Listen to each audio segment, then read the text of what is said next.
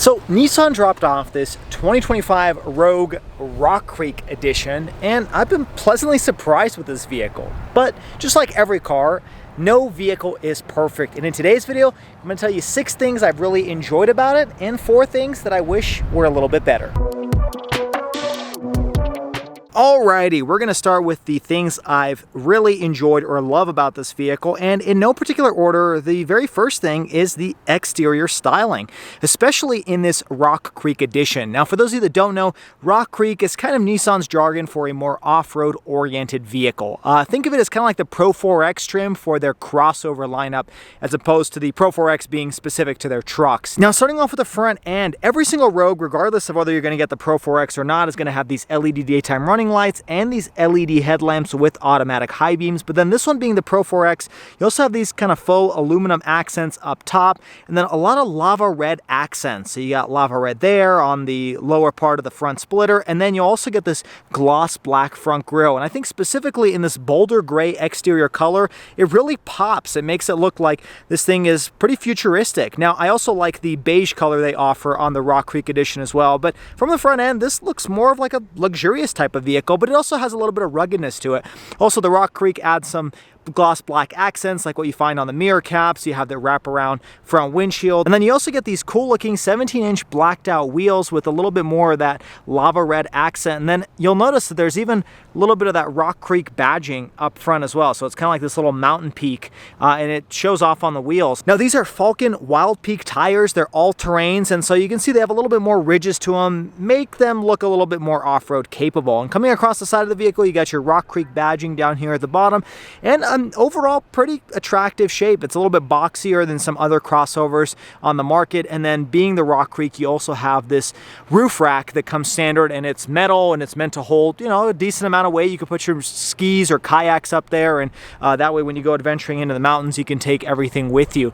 And coming across the rear end, you got these smoked out tail lights. These are LEDs for your daytime running lights. And then I also like the Nissan logo that's got that lava red accent with the Rogue being blacked out, and you've got that all-wheel drive Rock Creek badge as well. But I think exterior styling is where they really nailed it in the new Rogue. It looks a lot better than the prior generation and even some of the competition. All right, next on my list of things I enjoy is the interior use of materials and just quality. Nissan has really stepped it up over the last few years. I mean, starting off with the door panel, this is all soft touch leather material. This is obviously faux leather, but it's still premium looking. It's better than the hard touch plastic you find in some of the competition. Even this is meant to be more of aluminum looking, even though this is plastic. And then you've got your memory seats here, automatic windows, door locks. You got a 6-speaker audio system, and then jumping inside, the seats also have a really nice styling to them. This being the Rock Creek, you got it embossed on the seat back. You've got contrast stitching on the headrest, and then jumping inside the vehicle, it definitely punches above its weight. I mean, in terms of styling here, you've got a flat bottom design steering wheel with some lava red stitching that's contrast. You've also got that red logo over here. This faux leather steering wheel is also really nice in the hands. It's like one of the softest materials you'll ever feel. And then all across the dashboard, this is all soft touch material. So you got some padded fake leather over here. This is a little bit more of a rubberized material, but it's still soft touch. And then even onto the passenger side, you've got that lava red stitching, just really adds a nice accent to it. You've got a little bit of piano black plastic, but it's not overdone here.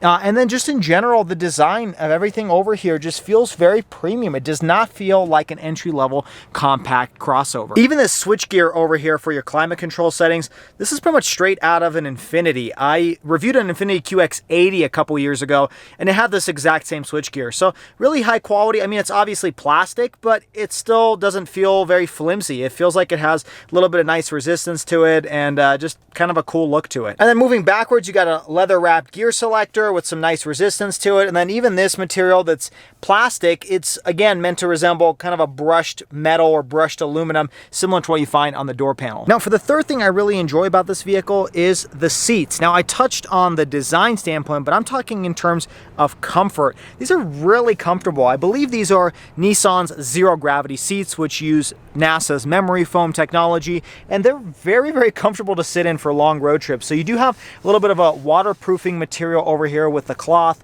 with some faux leather, and they hug you really nice. I mean, obviously it's not a sports car, but you can adjust the lumbar supports, 2-way power operated lumbar, 8-way power adjustable seat. It's a really comfortable seat to sit in for longer road trips. Speaking of road trips, you're probably going to have passengers, and that is the fourth thing I love about this vehicle.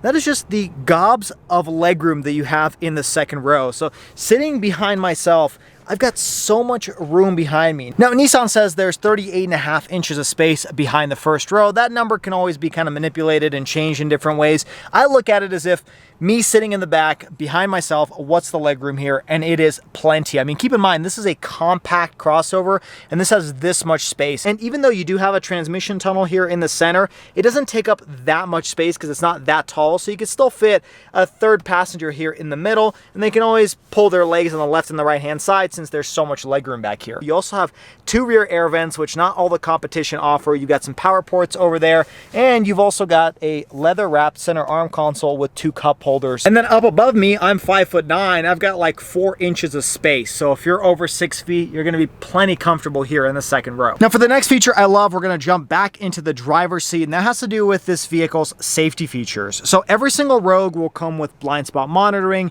lane departure warning, cruise control. However, if you step up to anything but the S trim level, you're also gonna get adaptive cruise control with lane centering technology. So this has Nissan's ProPilot Assist. So by activating it, clicking this button on the steering wheel, you will activate your lane centering technology. And that means that on pretty much any road, as long as the camera can read the lane markers, this thing will center the vehicle in the middle. Now you can always turn off the lane centering by pushing this button, and that way it will just act as regular adaptive cruise control. However, the lane centering technology works really well, especially on the freeway. I haven't really had any issues with it unless I'm driving into direct sunlight, but the fact that this vehicle comes with that on pretty much every single trim level but the base is pretty impressive. I'm also glad they use radar-based cruise control instead of just the camera-based cruise control with the cameras near the rear view mirror. The other thing to mention here is if you pick the highest platinum trim level, you can option for Nissan's ProPilot Assist 2.1, which will actually be hands-free driving on certain pre-mapped highways. And I've experienced it on the Nissan Ariya, and it's not a foolproof system by any means, but it is kind of cool that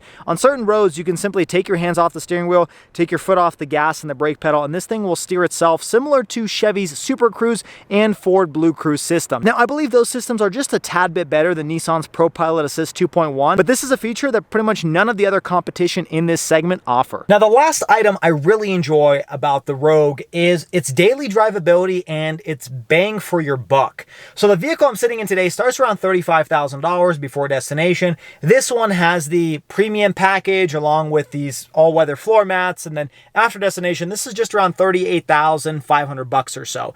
That is still about $10,000 less than the average price of a new car, and this has really every amenity you would want out of a daily driver. First off, it's very easy to enter and exit the vehicle because your ride height is pretty low. That's similar to a lot of compact crossovers. But then you also have a lot of nice creature comforts like heated seats, heated steering wheel. You've also got a pretty comfortable ride quality. I would say it's a little bit more comfortable than the Toyota RAV4 I used to own back in the day. And it's also pretty quiet on the highway. There's not too much road noise that gets into the cabin as compared to some other vehicles I've driven in the same price point. So Nissan really delivers a great bang for your buck vehicle that's kind of the perfect daily driver at a pretty decent price under $40,000. All right, now that we've addressed the 6 things I really enjoy about this vehicle, let's talk about the 4 things I wish were a little bit better. All right, now for the first thing I wish was a little bit better is a little bit of a nitpick and kind of an odd thing to point out, but that really has to do with the fact that yes, you have LED headlamps and daytime running lamps, but for some reason Nissan still chooses to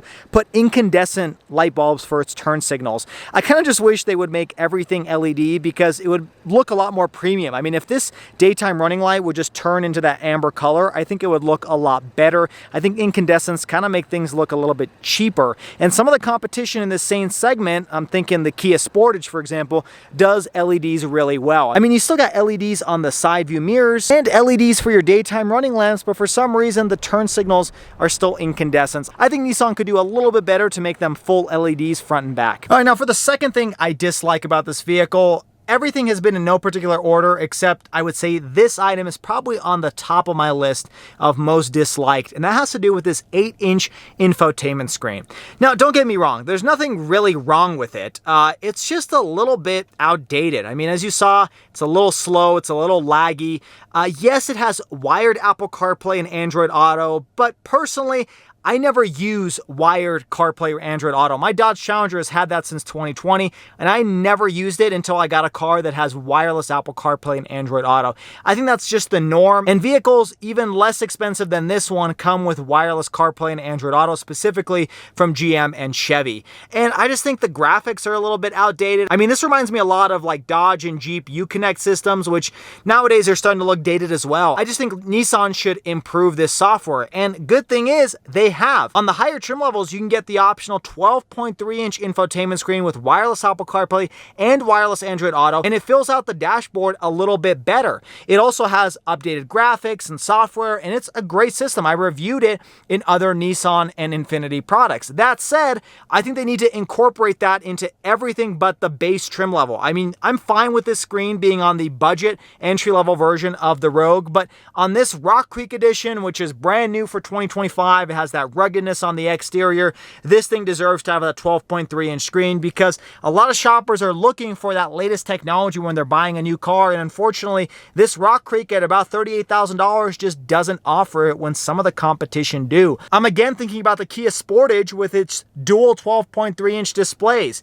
Now, you can get an all-digital display here, but you have to step up to the Platinum trim level, which is pushing right at $40,000 before destination. And so Nissan just needs to update this, and I think they would be ahead of the pack in terms of the technology for the price point. Now, the third thing I wish was a little bit better was the fact that this one being the Rock Creek trim, it doesn't really add too much in off-road capability, aside, of course, from the tires and the downhill cruise control that you get with a button activated on the interior.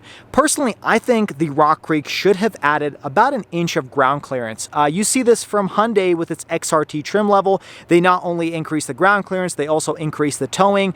I think they should have done some more mechanical upgrades with the Rock Creek edition than simply just an aesthetic one, and obviously adding some more beefier tires. Now, I get it, the majority of people buying the Rock Creek edition aren't actually taking it off-road, but just adding a little bit more in its off-road capability, maybe even a limited slip differential on the back, would have been a nice add-on and actually gave some credibility to the Rock Creek name. But for now, it just kind of looks to be an appearance package, albeit a really cool one. Now, the fourth thing that I wish was a little bit better on the Rogue is powertrain options. Now, don't get me wrong, this vehicle that has the 1.5-liter turbocharged 3-cylinder that produces a healthy 201 horsepower and 225 pound-feet of torque is a great powertrain for this vehicle. I thought it would be underpowered, but driving this around in the city, this thing feels quicker than a lot of 2-liter naturally aspirated vehicles that I've driven in the past. It's a perfectly fine engine for a vehicle of this size. It's not a sports car, it's simply just a daily driver. What I mean by the dislike is in regards to the powertrain options. Some of the competition, including Nissan's cousin, the Mitsubishi Outlander, offers more powertrain options. You can get it in a plug-in hybrid, and a lot of the competition come with hybrid options, whereas the Nissan doesn't. This is the only powertrain you can get, and so I think Nissan is missing out a little bit on the hybrid trend that's going on right now by not offering a hybrid powertrain. It may be coming in the future, but I think 2025 should have been the year that it came out, and unfortunately that's just not currently an option. I also think by adding a hybrid powertrain, they'd be able to make this thing a little bit quicker to compete a little bit better with like the Toyota RAV4 Prime, which is this vehicle's biggest competitor. Well, there you have it, folks. That was 6 things I really like and 4 things I wish were a little bit better on the Nissan Rogue Rock Creek Edition. Overall, I was pleasantly surprised with this vehicle. I didn't think I'd like it as much as I would because it's just a regular daily driver, but I see why Nissan sells these in the hundreds of thousands. It's a great daily. It's comfortable. It's got pretty decent tech aside from the size of the infotainment screen. It's got great creature comforts on the inside with the heated seats, heated steering wheel. Everything's leather wrapped. it feels like a more premium vehicle than its price point shows. And at under $40,000 in this Rock Creek edition, it stands out from the crowd with its lava red accents and its beefier tires and that cool looking roof rack up top. But what are your thoughts on the 2025 Nissan Rogue Rock Creek edition? Would you take this over the competition? There's not too many with that off-road trim yet in the compact crossover space. Let me know your thoughts down in the comments below. If you guys enjoyed this video, hit that like button and subscribe to the channel for all of the weekly car videos. Also check me out on all the social media, same as the YouTube channel name. Until next time, everybody, I hope you stay Schwazy, stay healthy, have a wonderful day.